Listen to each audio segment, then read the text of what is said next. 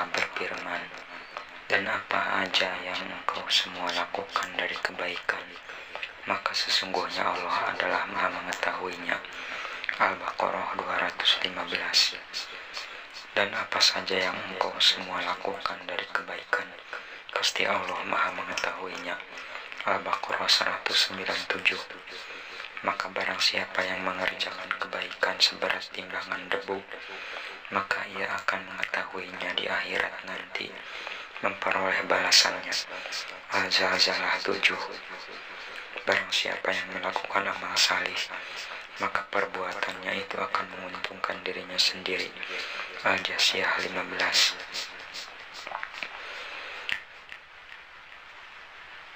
Adapun hadisnya, pertama dari Abu Dzar, yaitu Jundub bin Junadah radhiyallahu anhu, katanya, saya berkata, ya Rasulullah, amalan manakah yang lebih utama banyak fadilahnya? Beliau menjawab, yaitu beriman kepada Allah dan berjihad untuk membela agamanya. Saya bertanya lagi, hamba sahaya manakah yang lebih utama? Beliau sallallahu alaihi wasallam menjawab, yaitu yang dipandang terindah bagi pemiliknya serta yang termahal harganya. Saya bertanya pula, jikalau saya tidak dapat mengerjakan itu, yakni berjihad fisabilillah ataupun memerdekakan hamba sahaya yang mahal harganya, maka apakah yang dapat saya lakukan? Beliau Rasul bersabda, berilah pertolongan kepada seseorang pekerja sani, atau engkau mengerjakan sesuatu kepada seseorang yang kurang pandai bekerja. Akhraj. Saya bertanya pula, Rasulullah, bukankah Tuhan telah mengetahui jikalau saya ini lemah sekali dalam sebagian pekerjaan? Beliau bersabda, tahanlah keburukanmu, jangan sampai mengenai orang banyak. Amalan sedemikian itu pun merupakan sedekah daripadamu untuk dirimu sendiri, yakni tidak mengganggu orang lain. Tapak alaih.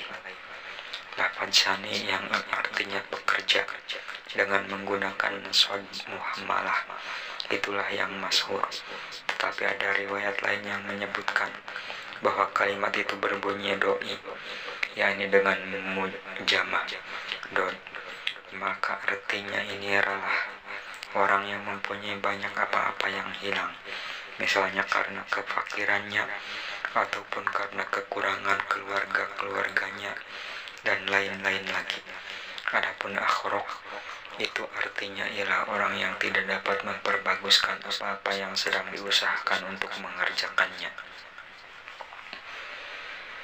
Hadis yang kedua dari Abu Dzar radhiyallahu anhu juga bahwasanya Rasulullah bersabda, setiap ruas tulang dari seseorang di antara engkau semua itu setiap paginya hendaklah memberikan sedekahnya. Maka tiap setasbihan bacaan subhanallah adalah sedekah. Tiap setahmidan bacalah alhamdulillah adalahkah sedekah. Tiap tahlilan bacaan la ilaha illallah adalah sedekah. Tiap takbiran bacaan Allahu Akbar adalah sedekah. Memerintah pada kebaikan adalah sedekah. Melarang kemungkaran adalah sedekah.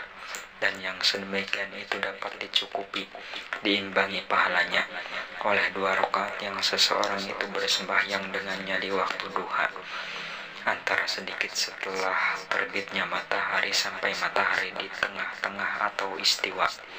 Riwayat Muslim. Kemudian yang ketiga dari Abu Dzar radhiyallahu anhu, katanya Nabi Shallallahu alaihi wasallam bersabda, ditunjukkanlah kepadaku amalan-amalan umatku yang baik dan yang buruk, maka saya mengetahuinya. Dalam golongan amalan-amalan yang baik adalah menyingkirkan sesuatu yang berbahaya dari jalan, sedang dari golongan amalan yang buruk ialah dahak yang dilakukan di dalam masjid dan tidak ditanam atau tidak dikubur. Riwayat Muslim.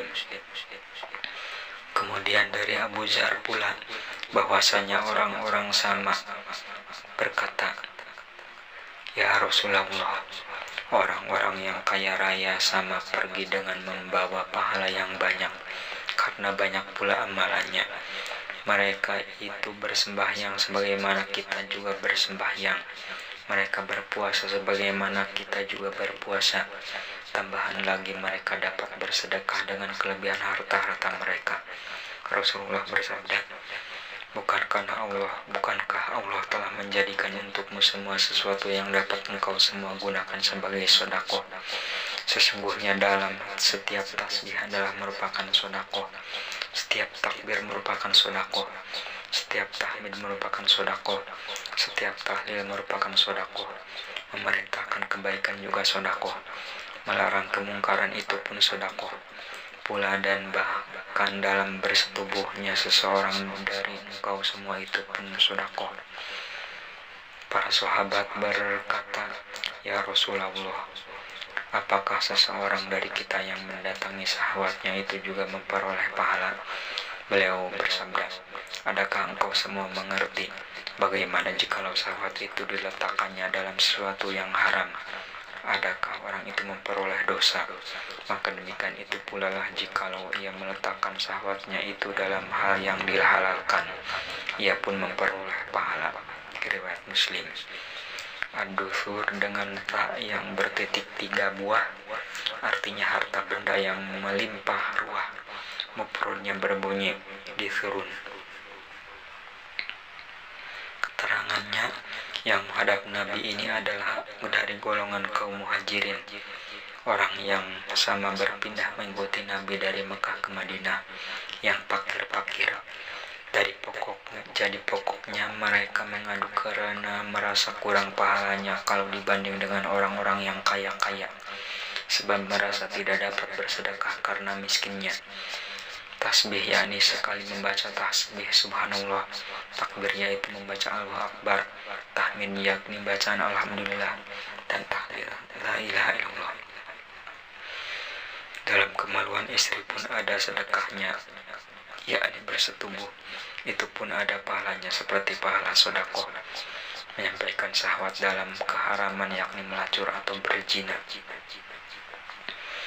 Dari Abu Dzar lagi katanya Nabi bersabda pula, janganlah engkau menghinakan sesuatu kebaikan sedikit pun, sekalipun hanya dengan jalan engkau menemui saudaramu dengan wajah yang berseri-seri. Riwayat Muslim. Dari Abu Hurairah katanya Rasulullah bersabda, setiap ruas tulang dari para manusia itu harus memberikan sedekah setiap harinya, yang di situ terbitlah matahari. Berlaku adil antara dua orang itu pun sedekah. Ucapan yang baik itu pun sedekah. Dengan setiap langkah yang dijalaninya untuk pergi sholat juga sedekah. Melemparkan apa-apa yang berbahaya dari jalan itu juga sedekah. Muttafaq alaih. Imam Muslim meriwayatkan juga dari riwayat Aisyah radhiyallahu anha katanya Rasulullah bersabda, bahwasanya setiap manusia dari Bani Adam itu dijadikan atas 360 ruas tulang. Maka barang siapa yang bertakbir kepada Allah, bertahmid kepada Allah, bertahlil kepada Allah, bertasbih kepada Allah, mohon pengampunan kepada Allah, suka melemparkan batu dari jalan para manusia ataupun duri ataupun tulang dari jalan orang banyak, atau memerintahkan kebaikan atau melarang kemungkaran sebanyak 360 kali banyaknya, maka sesungguhnya orang itu berpetang pada hari itu dan ia telah menjauhkan dirinya dari neraka.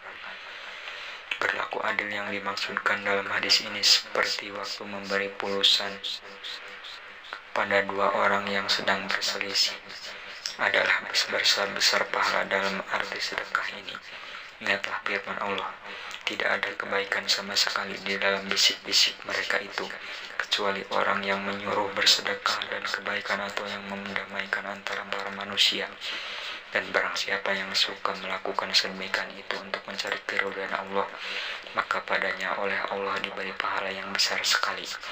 Perkataan yang baik-baik itu seperti memberi nasihat, menunjukkan orang yang tersesat jalan dan lain-lain, menghindarkan bahaya dari jalan. Misalnya bahaya itu ialah batu, pecahan kaca, paku, dan lain-lain agar tidak mengenai kaki orang yang melaluinya.